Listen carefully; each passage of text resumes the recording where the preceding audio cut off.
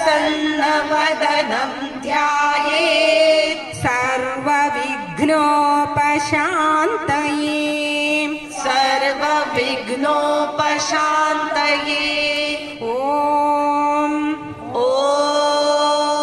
शुभं करोति कल्याणं शुभं करोति कल्याणम् आरोग्यं धनसम्पदः आरोग्यं धनसम्पदः शत्रुबुद्धिविनाशाय शत्रुबुद्धिविनाशाय दीपज्योतिर्नमोऽस्तु ते दीपज्योतिर्नमोऽस्तु ते सरस्वती नमस्तुभ्यं सरस्वती